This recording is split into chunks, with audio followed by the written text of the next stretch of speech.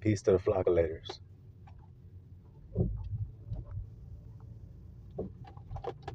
Because of this transformation that we're all going through, being part of this one body, because of this transformation, we're all experiencing the pains of this growth that we're going through right now. Growing pains, we call it.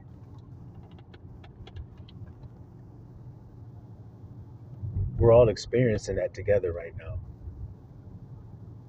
The funny thing about this is when you all experience pain or hardship together,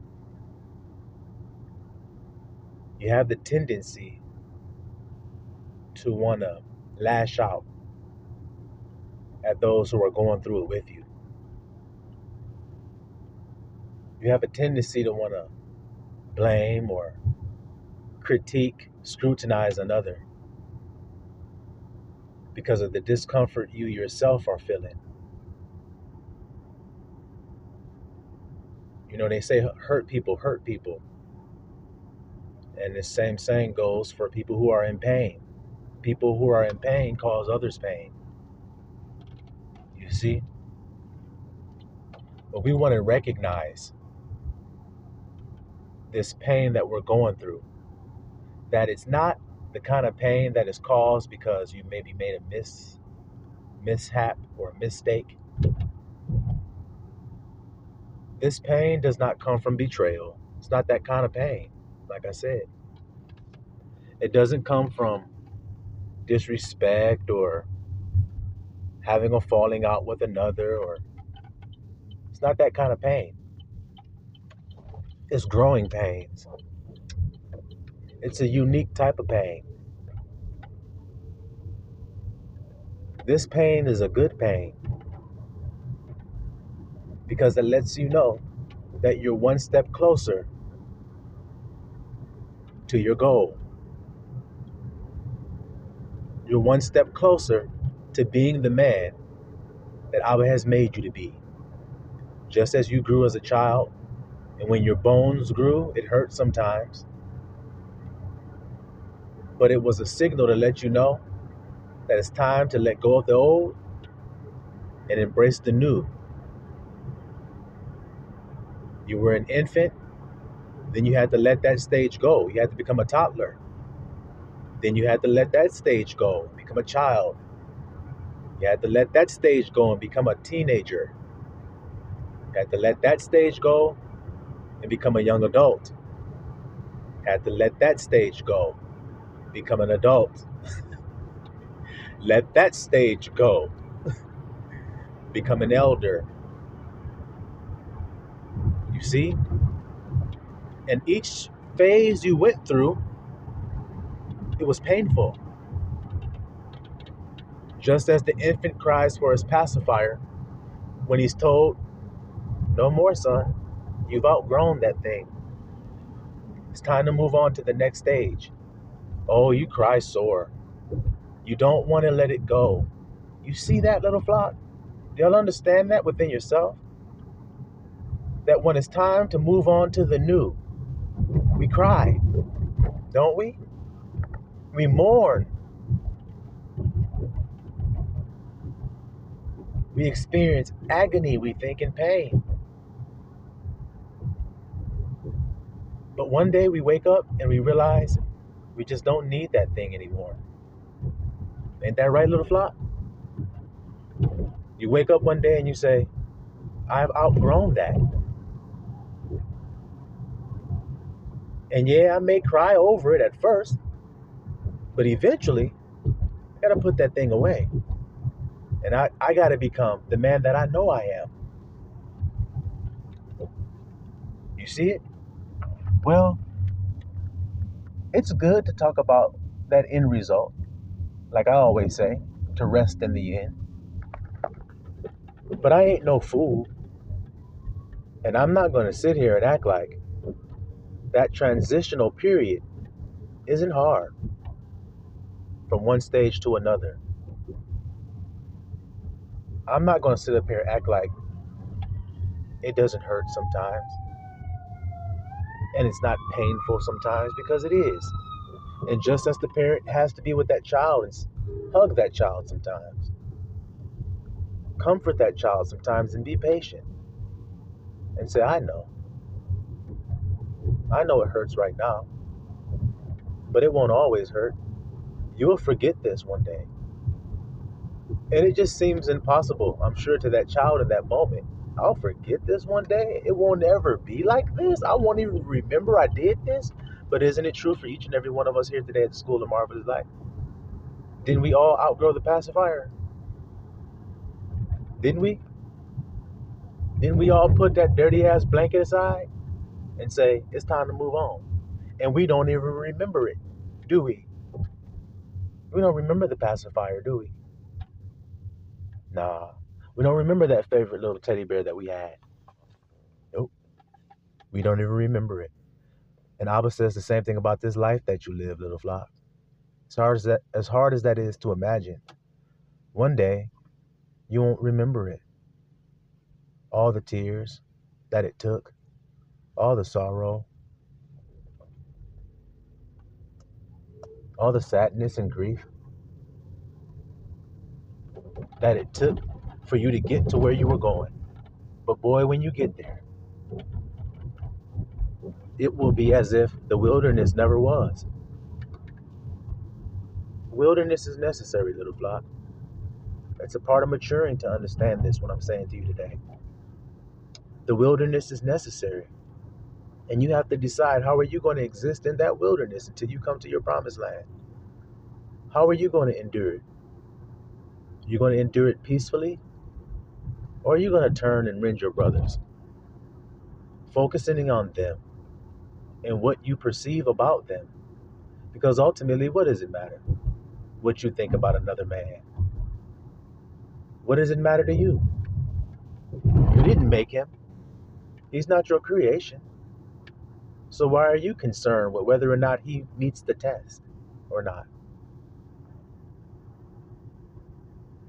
Whether or not he's clean or unclean, or righteous or unrighteous. How would you know?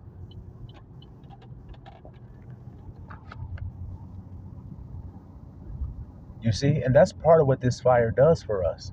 It humbles us from being that over-righteous or over-wicked person that we once were, because both of those people are evil. The over-righteous one doesn't believe that he's evil, but he indeed is.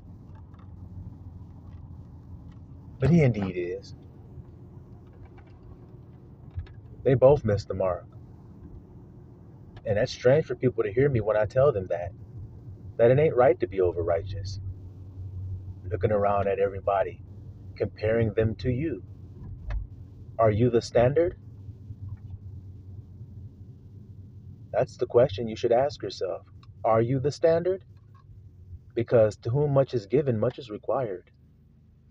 So if you have that high position, then much is required of you. Did you know that? And this is why he told us, judge not, lest you be judged. Looking at another man to see if he is sinning or not, what does that make you, according to the scripture?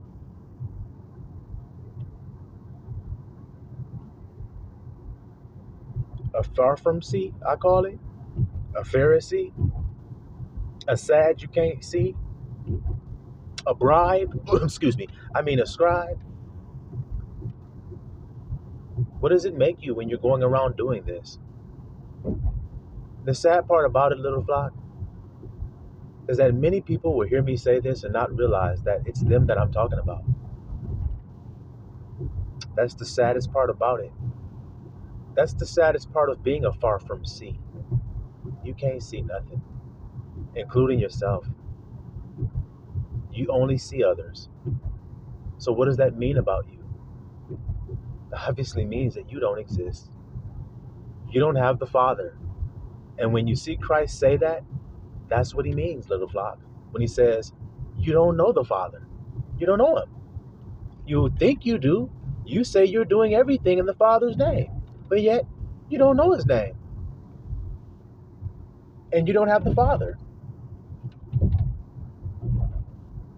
Now we see him say that, but my question is, why is he telling them that they don't know the Father when they think they do? And when he told them that they didn't, did they believe him? Or did they consider him to be a liar? So then, do you see what I mean, little flock?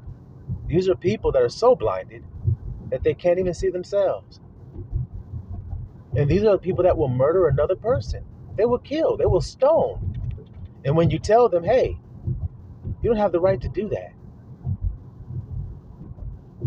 you don't have the right to cast judgment, because with what judgment you meet, it will be measured unto you again.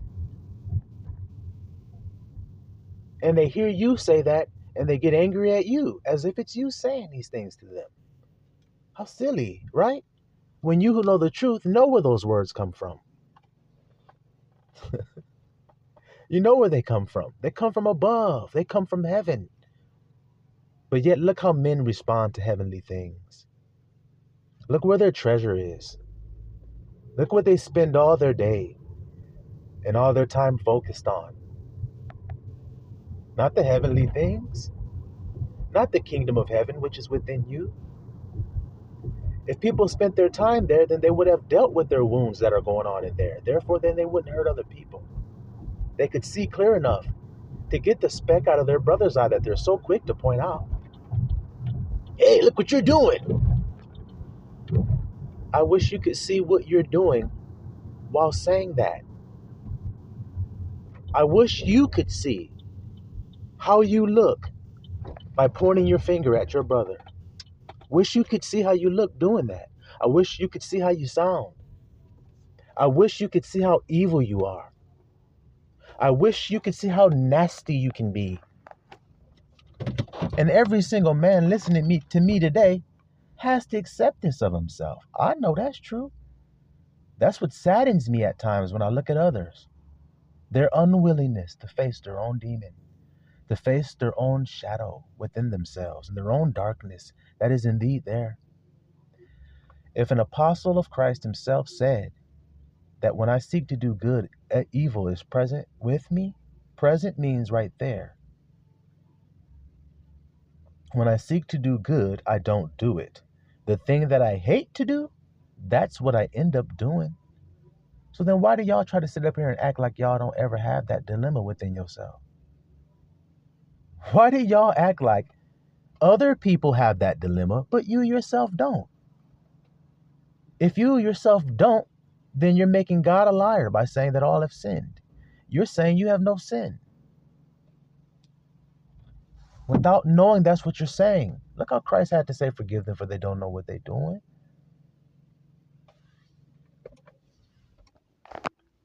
People just, I told you, they hear that and they go right past it as if it was just a fancy sentence. Forgive them, for they know not what they doeth. It sounds like some old Shakespeare shit to people, like a part in a play that they remember forever. But they don't feel the realness of what those words, what they entail. That people are literally doing evil, thinking they're doing good. You don't understand how destructive that is.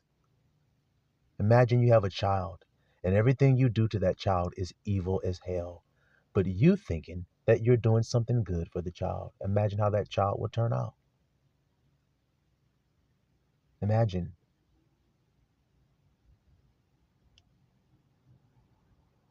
And so since you all say you love Christ, if you don't, then please exit the building here today. There's no need for you to be here. It ain't personal or nothing. Just there's no need for you to be here if you don't love Christ. But if you do love Christ, then you should do what he told you to do. And what he told you to do was do unto others as you would have them do to you. So when you do something out of jealousy, out of envy, out of spite, out of just pure being a dick, then that's what's going to happen to you. What measure you meet, it should be measured to you again. You see it there, little flockulators? And I told you, if you've been given, what you've been given is what you can give. Isn't that true? If you have nothing and someone needs something from you, then you have to be given something first so that you can give. If you don't have anything, you can't give nothing. Nothing plus nothing leaves nothing. You gotta have something if you want to be with me. Nothing from nothing to nothing leave nothing. However it go. You gotta have something in order to give something. Well, Abba's the giver. Isn't that true? Abba's the one who gives. So what he gives a man is what that man should in turn give to his brothers. But how many do? They cry out to God for forgiveness. They cry out to God to give them grace and give them another chance. But do they allow that when their brother needs it? Do they give their brother another chance? Do they give their brother grace, the same grace they cried to God for? Do they do that same thing? Because if you don't, then you're being a hypocrite. You're not willing to give what you were given freely. And in my case, I received grace freely from the Father. So then I give that to my brothers unconditionally. I don't care what anybody has to say to me about me doing that. I don't care what you think. I don't care what you say. I don't care what you do. Yahushua said, if you love me, you're going to do what I said.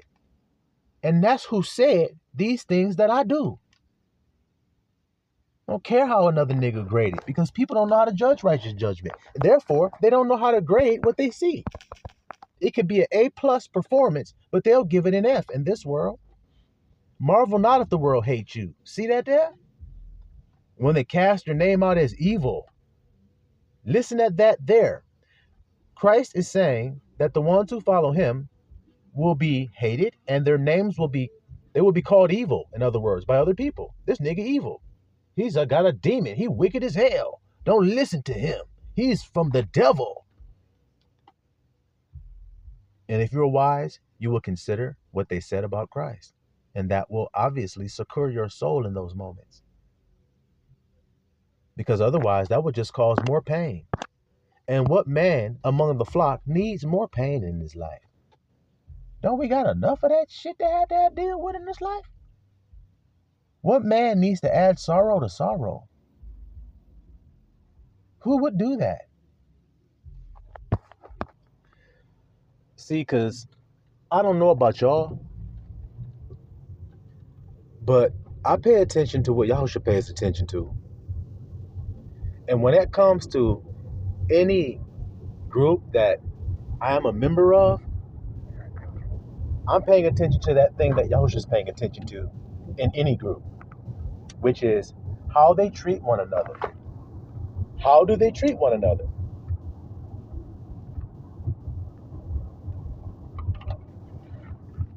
It's not all that other stuff that the world cares about. I'm concerned with how do they treat one another. Because there's a signal that lets the world know who the children of God are. What do you think that signal is? I'll give you guys a minute. You can think about it.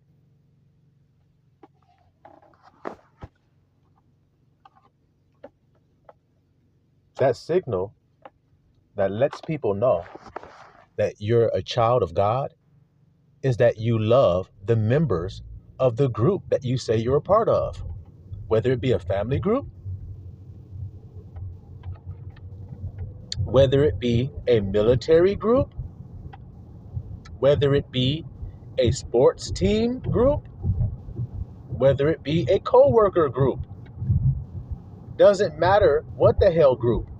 When I'm a part of it, that's the part that I'm bringing in when I come in. See that there? Because I change not. So then no matter what the hell group I'm a part of, I'm the same man. So in all those settings that I've just described to you, that's what I hold myself to. That standard of being that man in the group that loves his members and that doesn't suffer sin upon them.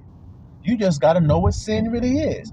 I know it looks all righteous and everything when you're like a part of a camp or something and you got some like elder or somebody over top of you guys and he's holding you all to account and making sure ain't nobody screwing up or messing up and everything. But that doesn't actually benefit anybody if he doesn't know what messing up is. He's just telling you a lot of shit y'all think messing up is. That don't do a nigga no good. To think he messing up, but he's not. That's a lot of people on the earth are like that. They think they sin when they don't sin. And then when they think they're right, that's actually when they sin. There's a lot of people like that. Whole lot of them. So like I said, if we're all part of this group, then the sign that other people will look at to know about this group is if we love one another. Isn't that written in the book? That's how people will know. So then you see, matter of fact, what book is that written in? About this is how people will know that you're the children of God, that you love one another. Where is that written? Interesting when you find out. Interesting when you find out.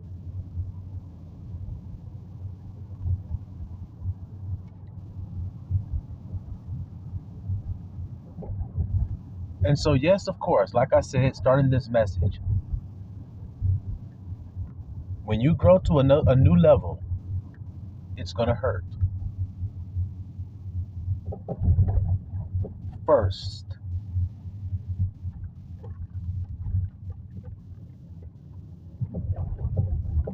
tears suffice for the night, but joy cometh in the morning. So what comes first? Joy or tears? It all depends on what part of the body you are. What body you're a part of, excuse me. It all depends on what body you're a part of. If you're part of Christ's body, then you know what comes first. Blessed are those who mourn now, for you shall rejoice. Blessed are you who are poor, for yours is the kingdom.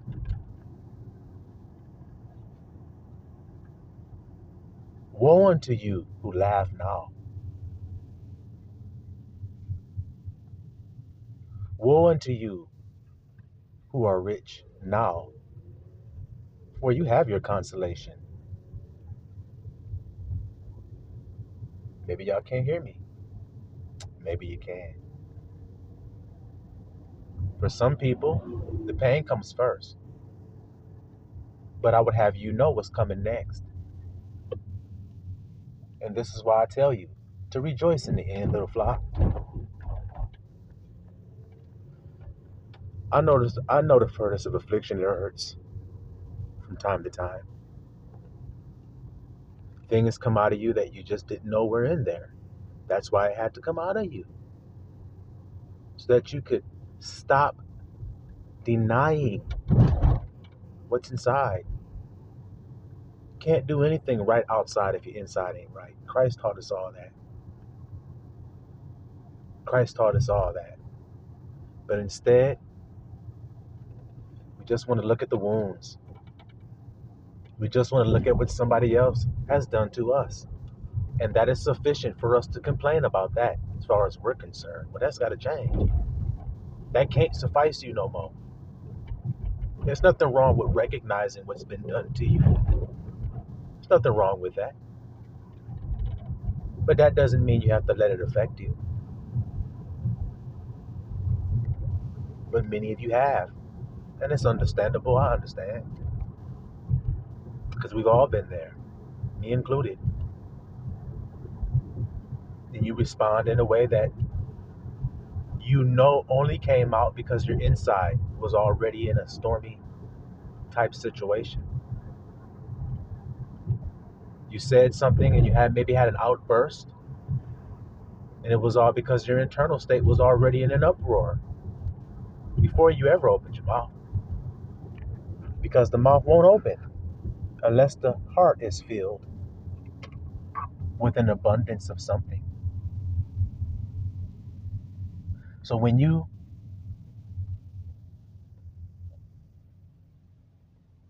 seek to scrutinize another man, where does that come from?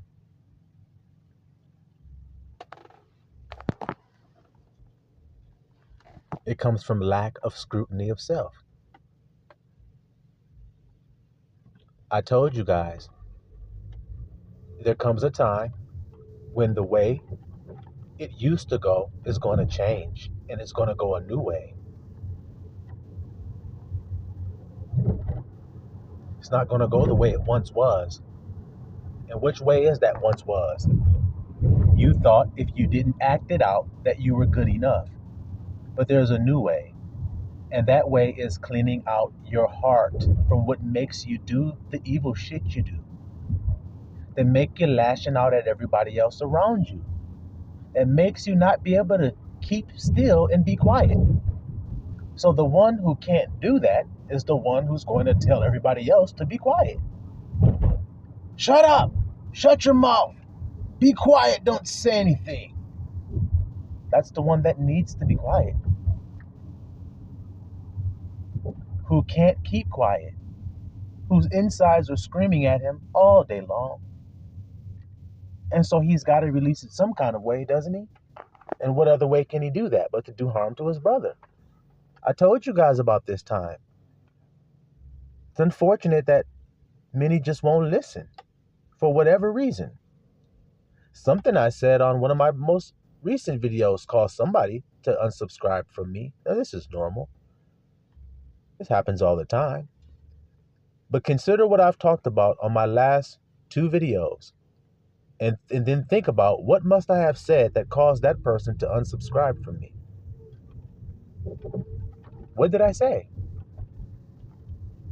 They subscribed because of something I said. So what happened on these most recent videos have you heard that would cause a person to unsubscribe from what I've said? Unsubscribe from me. I'm just curious to see what you guys think.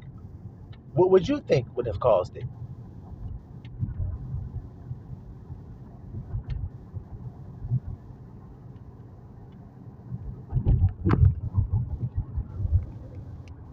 I know one thing. I know don't nobody want to hear the truth about themselves. I know that.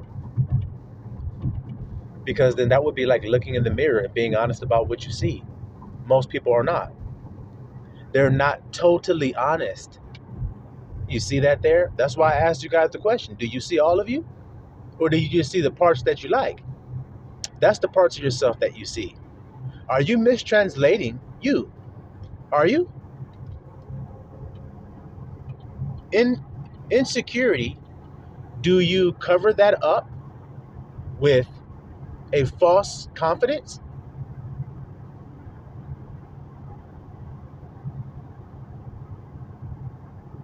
Your pride, do you cover it up with trying to help others? That's why you do what you do? Because many people are doing these very things that I'm describing to you today. They're mistranslating what actually is happening. Because that's the only way that they can accept themselves, is to mistranslate themselves. Because I told you about everybody. I told you how everybody really is. You want to do something good, but you don't. I don't care who you are hearing this today. You don't. There are times when you do, but there are also times when you don't. So if there are times when you do and times when you don't, then there are 2 people living there. But look how nobody wants to deal with this, what the grandson is saying today. Nobody wants to deal with that. I know why. Because it's scary to deal with it. It's a death that must occur. How many people will willingly walk right into that? Well, Yahushua told you to. Take up your cross and follow me. Where did he take his cross to? You should know. You should know. And you got to do likewise and do the same thing according to him. But look how many people ain't doing it. They're too scared to do it. But if I'm honest, grandson, I'm I'm a quite lustful son of a bitch. I mean, if I'm honest about it, I mean, I know I try to put this veneer on like I'm a straight arrow who doesn't even think about lust at all. But actually, I'm constantly thinking about it. I know. We all are in our own way. All of us have lust because we're in a flesh suit. And that flesh suit is sinful. It's its own nature. The Bible calls it sin nature. Its nature is to sin. Its nature is to take your identity and lie about it. Oh, I'm sick. That's only because of that body, isn't it? Oh, I'm hurt. It's only because of that body, isn't it? Oh, well, damn, grandson. Shit, I never thought about that. But yeah, no, you just never thought that you weren't that body. That thought never crossed your mind. You think you are, but you're not. If you are, then how come the body can't move? How come it can't do anything unless Abba breathes into it? Why is that? If you are that body, now nobody can lie to me. Nobody can tell me that you're that body if the body is inanimate without that breath in there. So then you gotta be the breath, aren't you? Your body is nothing without the breath in it. Stop breathing. See how long your ass gonna last. Let's see. Go ahead and stop breathing. Go ahead. Y'all like, I ain't stupid. I ain't about to stop breathing, grandson. That's right. Don't stop breathing. Don't stop being who you are. That breath, that spirit. Because that's the truth of a man. And once he knows that, then he doesn't get bogged down so much by anything anymore. He lets it all go. Because it ain't got nothing to do with him. He's not of this world.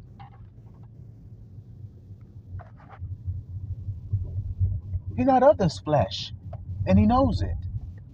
And once he knows that, then he lets go what happens to this flesh. Like Yahusha showed us all. Like Yahusha showed us all. When he suffered and he was acquainted with grief and affliction. So then so are you. You're acquainted with grief. That's why you need a comforter. And didn't he promise you one? Yes. And this is what you're going to hear that comforter say to you. The words that you hear in the day. This is what the comforter will tell those who are looking for comfort for their soul. He would tell you the truth of who you are. And that truth would make you free. Indeed.